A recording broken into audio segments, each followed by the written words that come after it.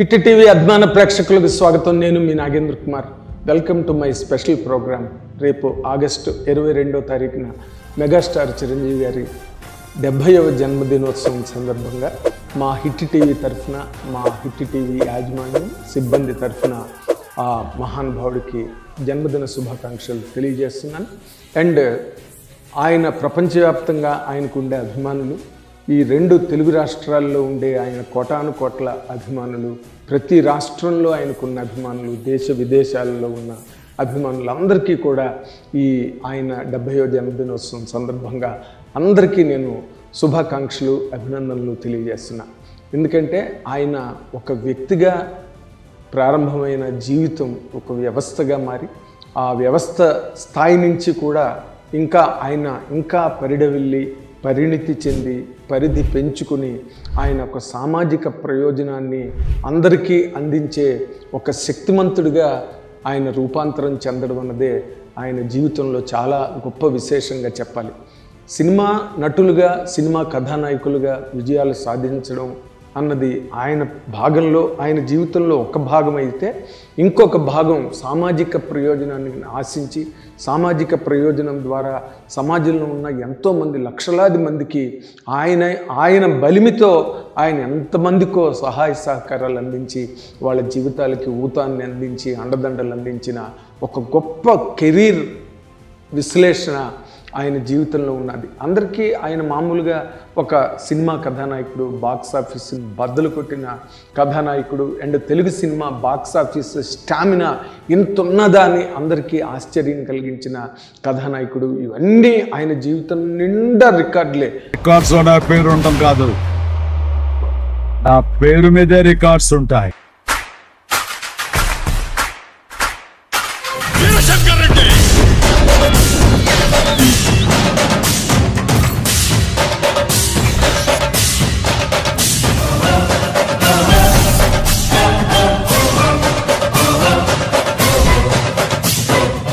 రికార్డులు ఆయన సృష్టించిన రికార్డులే ఆయనే మళ్ళీ బద్దలు కొట్టుకుని మళ్ళీ సరికొత్త రికార్డులకి ఆయన శ్రీకారం చుట్టి, ఇలా ఆయన జీవితం అంతా రికార్డుల మయంతోనే ఇంతవరకు సాగుతూ వచ్చింది. ఎప్పటికీ అది సాగుతూనే ఉంటుంది.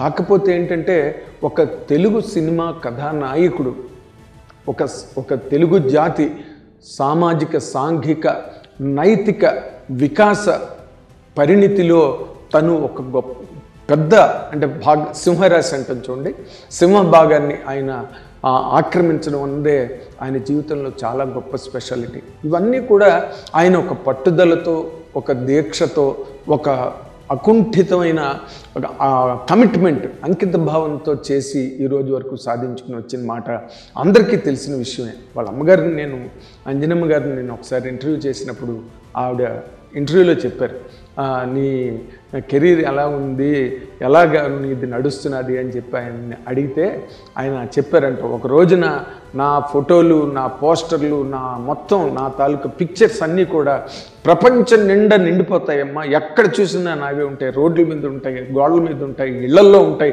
పుస్తకాల మధ్యలో ఉంటాయి అని చెప్పారంట. అంటే ఆయన మీద ఆయనకి ఎంత కాన్ఫిడెన్స్ ఉంటే ఆ మాట చెప్పాలి. డ్రీమ్ హై అన్నది ఆయన జీవితంలో ఒక పెద్ద సైన్ పోస్ట్గా మనం చెప్పాలి.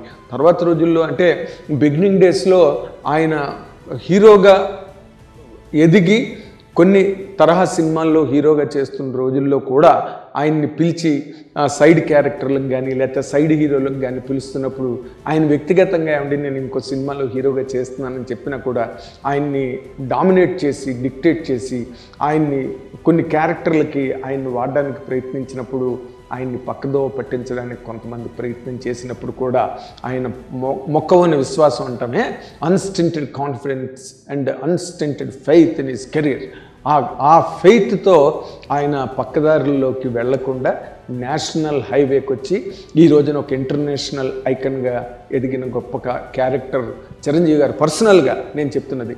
అండ్ మొన్న విజయ్ దేవరకొండతో పాటు జరిగిన ఒక అకేషన్లో ఆయన చెప్పుకుంటూ వచ్చారు, ప్రతివాడు హీరో అయిపోదామని వచ్చేస్తారన్న మాటకి ఆయన ఏ రోజుకైనా నేను పెద్ద హీరో అవ్వాలి అని పట్టుదలతో ఆయన ముందుకు సాగడం అన్నది ఎంతమందో ఆయన్ని చూసి ఆదర్శంగా తీసుకుని వాటన్నిటిని ఆచరించి అమలు చేసుకుని జీవితంలో ఒక స్థాయికి వచ్చి అందరి మన్ననలు పొందిన ఒక స్థానాన్ని సంపాదించుకోవడానికి ప్రధానమైన కారణంగా, ప్రధానమైన ఇన్స్పిరేషన్గా మెగాస్టార్ చిరంజీవి గారు నిలబడ్డం అన్నదే ఆయన జీవితంలో చాలా గొప్ప సార్థకతగా నేను గుర్తిస్తా. అంటే చాలామందికి కొన్ని విషయాలు తెలుస్తాయి, కొన్ని విషయాలు తెలియవు. ఓకే, ఆయన బ్లడ్ బ్యాంక్ గురించి తెలుసు, ఆయన ఐ బ్యాంక్ గురించి తెలుసు, తద్వారా ఎంతమంది ఎన్ని లక్షల మందికి ఆయన ప్రాణప్రతిష్ఠ చేశారు, ప్రాణదానం చేశారు అన్నది కూడా చాలామందికి తెలుసు, అందరికీ తెలుసు దాదాపుగా. అయితే ఆ బ్లడ్ బ్యాంక్ను కూడా ఆయన ఏదో లాభాపేక్షతోనో లేకపోతే పేరు ప్రతిష్టలు తెచ్చేసుకుని దీని మీద ఒక ఇమేజ్ని నిర్మించుకుందామని వచ్చేసిన పని కాదు. ఎందుకంటే కొన్ని షూటింగ్స్ టైంలో నేను ఆయన్ని కలిసినప్పుడు ఆయన ఊరికే పిచ్చాపాటిగా మాట్లాడుతున్న దానిలో ఆయన ఈ చిన్నపిల్లలు తలసీమియా వ్యాధి వచ్చి చాలామంది చచ్చిపోతున్నారు, రక్తలేమి, రక్తం కరెక్ట్ టైంకి దొరకకపోవడం, ఆల్ గ్రూప్స్ ఎవరి గ్రూపు ఏంటన్నది వాటి తాలూకా అవైలబిలిటీ మార్కెట్లో లేకపోవడం వల్ల చాలామంది ప్రాణాలు పోగొట్టుకుంటున్నారని చెప్పి ఆయన చాలా సతమతం అవడం, బాధపడడం నేను కళ్ళారా చూశాను, చెవులారా విన్నాను. దానికి రూపాంతరమే బ్లడ్ బ్యాంక్ అన్నది చాలామందికి తెలియదు. ఏదో బ్లడ్ బ్యాంక్ ఎందుకు పుట్టారు, దాని మీద చాలామంది ఆరోపణలు చేశారు, దాని మీద లేనిపోని నిందలు వేసినా కూడా ఆయన ఎక్కడ అది ఆయన ఒక క్లీన్ చిట్తో బయటకు వచ్చిన సందర్భం మనకి తెలిసిందే. తర్వాత ఆయన చేసిన కార్యక్రమాలు మన కరోనా టైంలో కార్మికులందరికీ, సినిమా కార్మికులందరికీ కూడా ఆయన నిత్యావసర వస్తువులను అందించడం, అందులో జర్నలిస్టులకు కూడా ఓ భాగంగా, అంటే ఎవరైనా మనుషులే కదా అని ఆయన పరిధిలో ఉన్న అవసరాల మేరకు ఆయన పరిధిలో ఉన్న వాళ్ళందరికీ కూడా జర్నలిస్టులను కూడా దానిలో ఇంక్లూడ్ చేసి వాళ్ళకు కూడా అవసరాల వస్తువుల్ని అందజేయడం జరిగింది. తర్వాత ఆయన ఆక్సిజన్ సిలిండర్లు ఊరూరా తిప్పడం ఆయన సొంత ఖర్చుతో, అదేదో ప్రభుత్వం ఇచ్చిన నిధులు కాదు, ప్రభుత్వం నుంచి ఆయన సంపాదించుకున్న నిధులు కాదు, ఆయన కష్టపడి సంపాదించుకున్న నిధులతో ఆయన అంతమందికి ఉపయోగపడడం అన్నది మనం కళ్ళారా చూసాం. తర్వాత రోజుల్లో అంటే ఆయన ఇండస్ట్రీలో ఎంతమందికో సహాయం చేయడం, పెళ్ళిళ్ళకని, చదువులకని, అనారోగ్యాల్లో వాత పడినప్పుడు ఆయన నేనున్నాను. ఎందుకంటే ఒక మాట చెప్పాలి ఇక్కడ మీకు మిత్రులారా, ఏంటంటే మన కష్టకాలంలో ఉన్నప్పుడు ఒక్కొక్కసారి మన బంధువులు పలకరు, మన చుట్టాలు పలకరు, మన స్నేహితులు కూడా పలకరు. అన్ని సందర్భాల్లో ఎంజాయ్మెంట్లకి షేర్ చేసుకునే ఫ్రెండ్స్ కూడా ఒక్కొక్కసారి చాలాసార్లు పలకరు. కానీ ఆయన ఇంటి ద్వారాలు అవసరంలో ఉన్నవాడికి, ఆపదలో ఉన్నవాడికి ఆయన హక్కును చేర్చుకోవడం కోసం ఆయన ఇంటి తలుపులు ఎప్పుడూ తెరిచే ఉంటాయి, ఆ గుండె కవాటాలు ఎప్పుడూ కూడా ఆహ్వానిస్తూనే ఉంటాయి. అలాంటి ఒక గొప్ప వితరణని ఆయన ప్రదర్శించడమే చిరంజీవి గారి కెరీర్లో చాలా గొప్ప విశేషంగా నేను మీ అందరితో షేర్ చేసుకుంటున్నా. తర్వాత ఇంకొక ఆ మధ్య రోజుల్లో అంటే అప్పుడు నేను చాలా వీడియోలు ఆయన చేస్తుంటాను, ఒక్కొక్క దానిలో ఒక్కొక్క పాయింట్ని మీకు నేను అందజేయడానికి ప్రయత్నం చేస్తున్నా.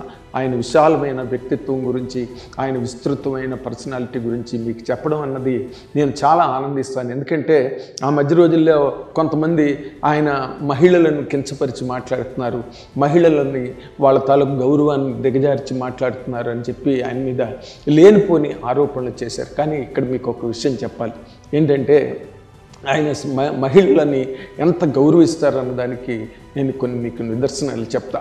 ఎలాగంటే లేడీ అమితాబ్గా పేరు తెచ్చుకున్న విజయశాంతి గారికి ఫస్ట్ టైం కర్తవ్యం సినిమాకి నేషనల్ అవార్డు వచ్చినప్పుడు ఊటీలో షూటింగ్లో ఉన్నారు అందరూ. ఉన్నప్పుడు అక్కడ ఏవో హిందీ షూటింగ్లు కూడా జరుగుతున్న టైంలో వాళ్ళందరినీ పిలిచి ఆయన విజయశాంతి గారిని సత్కరించి అందరి సమక్షంలో ఇలాంటి ఒక గొప్ప మనస్సు, అంటే తోటి కళాకారులని అభినందించాలి, ఒక ఘనతను సాధించినప్పుడు, లేకపోతే వాళ్ళకు కూడా ఒక రకమైన ఔన్నత్యం వచ్చినప్పుడు అది గుర్తించడానికి ఆ మనసుకి ఎంతో జన్మ సంస్కారం కావాలి. ఆ జన్మ సంస్కారం ఉన్న వ్యక్తే చిరంజీవి గారు అని చెప్పాలి. అండ్ ఆమని గారికి శుభలగ్నం సినిమా వచ్చి పెద్ద హిట్ అయిన తర్వాత అన్నపూర్ణ స్టూడియోలో షూటింగ్ జరుగుతున్నప్పుడు చిరంజీవి గారు షూటింగ్ చేస్తున్న పక్క సెట్లోనే ఆమన్ గారి షూటింగ్లో ఉన్నప్పుడు ఆవిడ చిరంజీవి గారిని చూడడానికి వచ్చినప్పుడు ఆవిడకి కూడా పుష్పగుచ్చాలు ఇచ్చి ఆవిడని సత్కరించి, అలాగే రాసి హీరోయిన్ అవుతున్నప్పుడు ఇంటికి ఆయన్ని కలవడానికి వచ్చినప్పుడు ఆ అమ్మాయికి ఆయన ఒక పెద్దవాడిగా, ఒక సీనియర్ హీరోగా మంచి సలహాలు సూచనలు చెప్పి మంచి క్యారెక్టర్ చేయము. అప్పుడే పవన్ కళ్యాణ్ గారి రెండో సినిమా గోకులం సినిమాలో ఆవిడ హీరోయిన్గా ఎంపికైనప్పుడు అది చాలా ఉదాత్తమైన క్యారెక్టర్. నువ్వు ఇలాంటి క్యారెక్టర్లే చేయాలి, కెరీర్ అంతా జీవితం అంతా మంచి నీకు క్యారెక్టర్లు కావాలి, ఇలాంటి క్యారెక్టర్లే నువ్వు చేసే పరిస్థితి నీకు రావాలని చెప్పి రాశిని బ్లెస్ చేయడం నాకు తెలుసు. అండ్ మీరు ఇంకో విషయం తెలిస్తే ఈ మధ్య రోజుల్లో రీల్స్లో ఉండి యూట్యూబ్లో ఉండి చాలా ఉన్నాయి. ఆయనతో యాక్ట్ చేసిన హీరోయిన్లు అందరూ కూడా జయసుధ గారు కానీ, జయప్రద గారు కానీ, రాధిక కానీ, రాధ కానీ, విజయ్ మన సుహాసిని గారు కానీ, వీళ్ళందరూ కూడా ఆయనతో పాటు చక్కటి ఒక ఫ్యామిలీ బాండు, వాళ్ళ ఫ్యామిలీలు వీళ్ళ ఫ్యామిలీలు కలవడం, వీళ్ళింటికి వాళ్ళు రావడం, వాళ్ళ ఇంటికి వీళ్ళు వెళ్ళడం అనే ఒక వెసులుబాటుని చిరంజీవి గారు ఎప్పుడు తన కెరీర్లో, తన జీవితంలో అందరికీ ఆ రూమ్ని క్రియేట్ చేసిన సందర్భాన్ని కూడా మనం సోషల్ మీడియాలో ఎప్పటికప్పుడు చూస్తూనే ఉంటాం. కాబట్టి ఆయనని ఒక మాట అనడానికి మహిళల విషయంలో ఇలా కాదు, అలా కాదు, అలా మాట్లాడారు అనే మాటలకే తావులేదు ఆయన కెరీర్లో. ఇలాంటి సందర్భాలు మేము పర్సనల్గా తెలిసినా చాలామంది దృష్టికి వచ్చినప్పటికీ కూడా ఇలాంటి సందర్భంలో అలాంటివన్నీ పోగుపోసి మీ అందరి ముందు ప్రజెంట్ చేయడం, ఆ వ్యక్తిత్వానికి మనం అద్దం పట్టడం అవుతుందన్న ఉద్దేశంతో మీకు ఇవి చెప్తున్నా.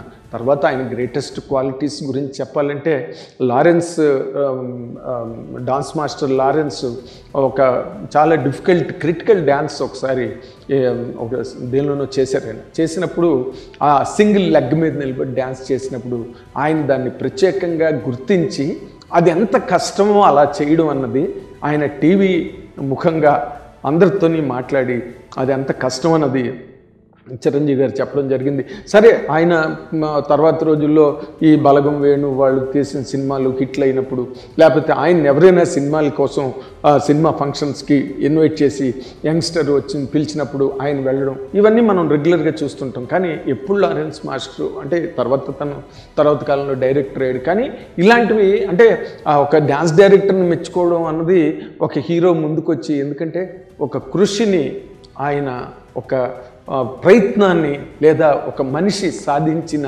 ఒక ఘనతని ఆయన ముందుకొచ్చి చెప్పడంలో ఆయన ఎప్పుడూ కూడా ఆయన్ని మించిన వ్యక్తి మరొకళ్ళు సినిమా ఇండస్ట్రీలో లేరు, సమాజంలో కూడా ఉండరనేది అందరికీ తెలిసిన విషయమే. ఎందుకంటే మంచిని గుర్తించి దాన్ని అభినందించి ప్రోత్సహించడం అనేది చాలా తక్కువ, అరుదైన విషయంగా మనం గుర్తించాలి. అలాంటి వాటి అన్నిట్లో కూడా ఆయన ఒక మేలిమి బంగారంలాగా ఎప్పటికప్పుడు మెరుస్తూనే ఉంటారు. తర్వాత అంటే కొన్ని ముఖ్యమైన ఘట్టాలు మీకు చెప్పాలి. అనిల్ కపూర్ ఘరానమ్మగుడు 100 days ఫంక్షన్ గుంటూరులో జరిగినప్పుడు చీఫ్ గెస్ట్గా మన బాలీవుడ్ హీరో అనిల్ కపూర్ రావడం జరిగింది. వచ్చినప్పుడు ఆ జనం అంటే ఒక ప్రవాహంలాగా, ఒక జలపాతంలాగా జనం వచ్చి పడిపోతుంటే అసలు నాకే ఆశ్చర్యం వేసింది. అంటే వీళ్ళందరూ సరిగ్గా ఇళ్ళకి వెళ్తారా ఇలాగా అన్న ఒక డౌట్ నాకు వచ్చింది. అంత తొడతొక్కిడి, ఉక్కిరి బిక్కిరి మొత్తం స్టేడియం అంతా. అదంతా చూసి అనిల్ కపూర్ నివ్వెరిపోయి బిత్తరపోయాడు అనమాట.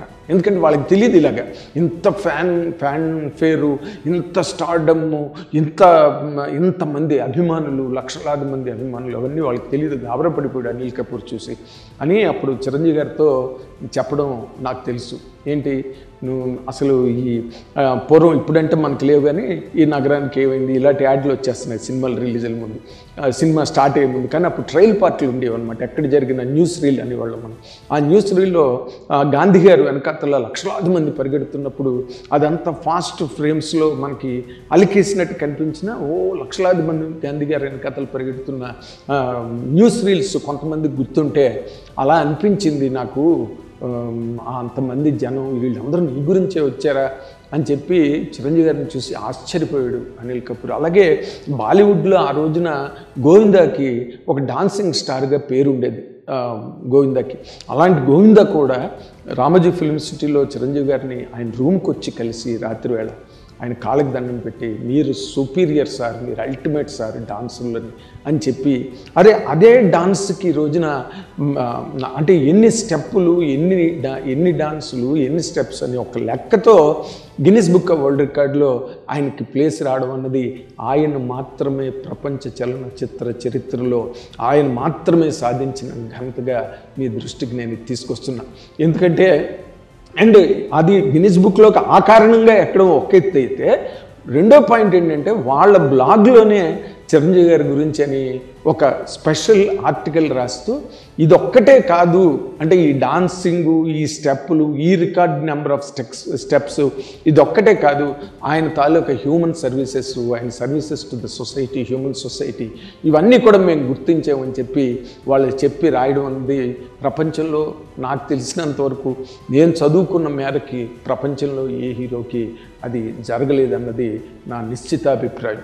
అండ్ అభిమానుల పాయింట్కి వస్తే, అభిమానుల్ని ఆయన కేవలం కేరింతలు కొట్టడానికి, ఈలలు వేయడానికి, ఆయన కటౌట్లకి పూలదండలు వేయడానికి, పాలాభిషేకాలు చేయడానికి మాత్రమే కాదు, ఒక సాంఘిక ప్రయోజనాన్ని అభిమానులకు అందించి సొసైటీలో మెగా ఫ్యాన్స్ అంటే వాళ్ళు ఒక రేంజ్ని ఎంజాయ్ చేయగలుగుతున్నారు ఈరోజు అంటే ఆ ప్రాతినిధ్యాన్ని చిరంజీవి గారు వాళ్ళకి అందించింది. ఎందుకంటే లేకపోతే వాళ్ళందరూ కూడా సినిమాలు హిట్లు అవుతుంటాయి, సినిమాలకు వచ్చి చప్పట్లు కొడతారు, బ్లాక్లో టికెట్లు కొనుక్కుంటారు, ముందుగా వెళ్తారు సినిమాకి, ఆ స్పెషల్ షో కోసం ఎదురు చూస్తూ ఉంటారు. కానీ ఈ రోజున వాళ్ళ ద్వారా సొసైటీలో జరుగుతున్న సర్వీస్, ఒక మొక్కలు నాటడం అనండి, లేకపోతే రక్తదాన శిబిరాలు నిర్వహించడం అనండి, ఇవన్నీ కూడా అంటే ఒక గౌరవప్రదమైన, ప్రతిష్టాత్మకమైన ఒక కోణాన్ని అభిమానులకు అందించిన ఏకైక హీరో, మళ్ళీ చెప్తున్నా, ప్రపంచ చరిత్రలోనే ఆయన ఒక్కరికే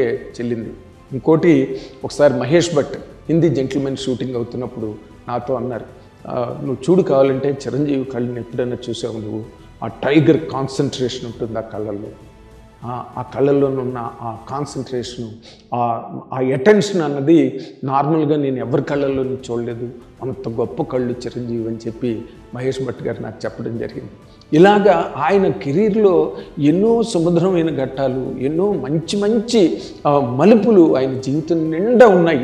అవి వాటికి ఆయన స్పేస్ ఇస్తారు. అది గొప్ప విషయం ఏంటంటే ప్రతిదానికి ఆయన గ్యాప్ పెట్టుకుని అంత కష్టపడుతూ రేపటి రోజు కోసం ఈరోజే ప్రిపేర్ అవుతూ, ఎంత ప్రిపేర్ అవుతారు, ఆయన మీద ఎన్ని కామెంట్లు చేసుకున్నా, ఎన్ని ఆరోపణలు చేద్దాం అనుకున్నప్పటికీ కూడా అవన్నీ కరెక్ట్గా మోతాదుకి సరిపోవు.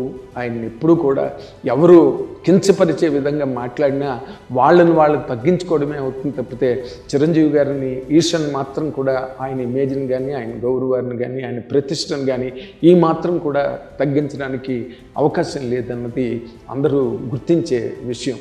అయితే తర్వాత రోజుల్లో ఇప్పుడు ఆయనకు భారతరత్న రాబోతున్నది, వస్తుంది అనే గట్టి నమ్మకం చాలా పెద్ద స్థాయి మనుషుల్లో ఈ దేశంలో ఉన్నమాట వాస్తవం. అది నాకు వ్యక్తిగతంగా నాకు తెలుసు.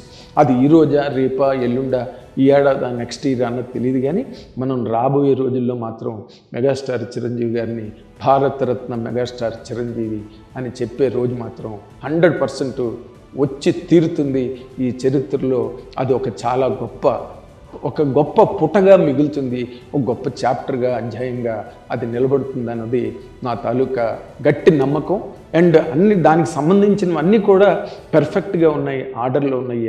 ఆయనకి ఎన్ని అవార్డులు వచ్చాయి, రఘుపతి వెంకయ్య అవార్డు వచ్చింది, దేశంలో హయ్యెస్ట్ సివిలియన్ అవార్డ్స్ ఒక భారతరత్న ఒకటే బ్యాలెన్స్ ఉంది ఆయనకి. కాకపోతే ఏంటంటే మనకి ఇక్కడున్న రాజకీయాలు అవనండి, లేకపోతే ఈ రాజకీయ సమీకరణలు, ప్రాంతీయ సమీకరణలు ఎన్నో ఉన్నాయి. వాటన్నిటినీ ఎంజీఆర్ గారికి తమిళనాడులో ఎందుకు భారతరత్న వచ్చిందో ఇప్పటికీ ఎవరు దాన్ని కరెక్ట్గా డిఫైన్ చేయలేరు. కానీ మన తెలుగు రాష్ట్రాలకు సంబంధించి, తెలుగు జాతి, తెలుగు సమాజానికి సంబంధించినంత వరకు కూడా మెగాస్టార్ చిరంజీవి గారికి ఉన్నంత మైలేజ్ కానీ, ఆయనకున్నంత strength to win that coveted award of Bharat Ratna, ఇంకా దాన్ని మించిన అల్టిమేట్ సివిలియన్ అవార్డు లేదు. అది 100% ఆయనకి రావాల్సిన, ఆయన అందుకోవలసిన గొప్ప ఘనతగా అది డ్యూగా ఉంది, అది వెయిట్ చేస్తున్నది చిరంజీవి గారికి రావడానికి. అది 100% మనం అభిమానులందరూ కూడా పెద్ద పండగ చేసుకునే రోజు అతి దగ్గరలోనే ఉందని చెప్పడానికి మీకు నేను చాలా సంతోషిస్తున్నా. ఈ 70వ పుట్టినరోజు ఎలాంటిదంటే ఆయన జీవితంలో అంటే 1978 ప్రాణం ఖరీదైతే 1983 ఆయన ఖైదీ సినిమా రిలీజ్ అయిన దగ్గర నుంచి మరి ఇంకా ఆయన మకుటం లేని మహారాజులాగా అండ్ మీడియా మకుటం లేని మహారాజులాగా ఆయన ఎదగడం, ఇప్పటికీ అదే రేంజ్లో ఆయన ఉండడం అన్నదే చాలా గొప్ప విషయం. 83 నుంచి ఈ రోజు వరకు కూడా ఆయన స్థానం చెక్కు చెదరలేదు, ఇంకొకరు డామినేట్ చేయలేకపోయారు, ఇంకొకరు దాన్ని రీప్లేస్ చేయలేకపోయారు. అది ఎప్పటికీ రీప్లేస్ అయ్యే పని కాదు. ఇందాకలే నేను ప్రముఖ నిర్మాత అశ్విని దత్ గారు ఆయన్ని ఇంటర్వ్యూ చేసినప్పుడు ఆయన ఒక మాట అన్నారు. అప్పట్లో ఎన్టీ రామారావు, నాగేశ్వరరావు 2 కళ్ళని సినిమా ఇండస్ట్రీకి చెప్పేవారు, వాళ్ళిద్దరూ కలిపి చిరంజీవి గారు అని. ఎంత గొప్ప మాట ఉండేది అంటే చిరంజీవి గారికి ఉన్న బలిమి, ఆయనకున్న ఆ ప్రాబల్యానికి సంబంధించిన విషయం. వెంకయ్యనాయుడు గారు అంటే ఎక్స్ ఉపరాష్ట్రపతి ఆయన మాట్లాడుతూ ఇందిర 100 days ఫంక్షన్లో మాట్లాడుతూ ఆయన మాట అన్నారు, వాళ్ళిద్దరూ చెరో కన్ను అయితే ఎన్టీ రామారావు, నాగేశ్వరరావు చెరో కన్ను అయితే మెగాస్టార్ చిరంజీవి మూడో కన్ను అని చెప్పారే. ఆ మూడో కన్ను అంటే శివుడు ఎప్పుడు కన్ను తెరుస్తాడు మూడో కన్ను అన్నది అంత ప్రభావవంతమైన అంత అద్భుతమైన ఎక్స్ప్రెషను ఆయన వెంకయ్యనాయుడు గారు ఇవ్వడం జరిగింది చిరంజీవి గారి గురించి. ఇవన్నీ అంటే ఆయన గురించి చెప్పుకుంటూ పోతే 24 గంటలు కాదు 48 గంటలైనా నేను చెప్పగలను ఆయన గురించి. ఎందుకంటే అంతలాగా నేను తరిచి ఆయన వెనకాతల ఆయన పక్కన ఆయనతో పాటు ప్రయాణం చేసి ఆయన గురించి ఎన్నో విషయాలు నేను తెలుసుకున్నా. ఒక పర్సనాలిటీ డెవలప్మెంటు అంటే ఏంటి అన్నది ఆయన ఒక్కరూ సినిమా పరిశ్రమకు వచ్చి కష్టపడి పనిచేసి ఎదిగి కుటుంబాన్ని అంతటినీ మళ్ళీ ఆదుకుని కుటుంబానికి పెద్దగా తండ్రి బాధ్యతలన్నీ ఆయన నిర్వర్తించి ఇవన్నీ మార్గదర్శకాలు హ్యూమన్ సొసైటీకి. ఆ తండ్రి స్థానంలో ఆయన ఆ బాధ్యతలన్నీ ఆయన స్వీకరించి అందరినీ చక్కబెట్టి ఆయన పేరు మీద ఈ రోజున ఎవరు మట్టుకు వాళ్ళు గొప్ప అనుకుంటే అనుకోవచ్చు, కానీ ఆయన పేరు లేకపోతే చాలామంది ఈ తెరంగేట్రం చేయలేకపోయేవారు. చేసినా ఎన్ని పేరు ప్రతిష్టలు వచ్చి ఉండేవి కాదన్నది మాత్రం 100% కరెక్ట్. ఆయన వాళ్ళ ఫ్యామిలీ ఒక్కటే కాదు, తన చుట్టూరా ఉన్న సినిమా పరిశ్రమని మొత్తాన్ని ఆయన కుటుంబంగా భావిస్తారు తప్పితే సినిమా పరిశ్రమ ఆయనకు ఒక ఇన్కమ్ రెవెన్యూ జనరేటింగ్ ప్లాట్ఫామ్గా కాకుండా ఆయన సొంత గృహంగా వసుధైక కుటుంబం అన్న కాన్సెప్ట్ ఉంది కదా, ఆ వసుధైక కుటుంబం అన్న కాన్సెప్ట్ని ప్రాక్టికల్గా ఆయన ఇంప్లిమెంట్ చేసే ఏకైక హీరో వరల్డ్ సినిమాలో చిరంజీవి గారు ఒక్కరే అని చెప్పాలి. చెప్పినా అందులో అతిశయోక్తి లేదని మాత్రం మీకు నేను చెప్తున్నా. ఈ ప్రయాణంలో ఆయన ఇంకా ఎన్నో గొప్ప మలుపులు రేపు రాబోతున్నాయి. అనిల్ రావిపూడి అద్భుతమైన దర్శకుడు, ఓ పక్కనేమో సంక్రాంతికి వస్తున్నాం లాంటి ఒక మెగా బ్లాక్ బస్టర్ ఇచ్చిన అనిల్ రావిపూడి దర్శకత్వంలో ఇప్పుడు ఆయన కూడా ఎంతో ఉత్సాహంగా ఈరోజు దర్శకులందరూ కూడా ఆయనతో సినిమా చేసి పెద్ద పెద్ద హిట్లు కొట్టాలని చెప్పి ఉవ్విళ్ళూరుతున్న సందర్భం. ఇంకా ఎంతమంది ఉన్నారు క్యూలో, ఆయన డేట్లు ఎప్పుడు దొరుకుతాయో వాళ్ళు ఎప్పుడు చేయగలరో మరి తెలియదు మనకి. కానీ సినిమా పరిశ్రమలో ఈ వాతావరణం అన్నది ఎప్పుడు ఏ రోజుకి ఆ రోజు ఏ పూటకా పూట పండగలా ముందుకు వెళ్తూనే ఉంటుంది. ఎప్పటికీ ఆగని పండగ వాతావరణం and celebrations, endless celebrations of megastar Chiranjeevi. ఈ 70వ జన్మదినోత్సవం తర్వాత ఆయన ఇంకా కూడా మంచి దృఢంగా ఉండి మంచి ఆరోగ్యంతో మంచి సినిమాలు తీసి ఈ చరిత్రలో ఆయన ఆచంద్రార్కం నిలబడాలని మనందరం కూడా ఆయన వెంట ప్రయాణం చేయాలని కోరుతూ మీ Nagendra Kumar. Thank you very much.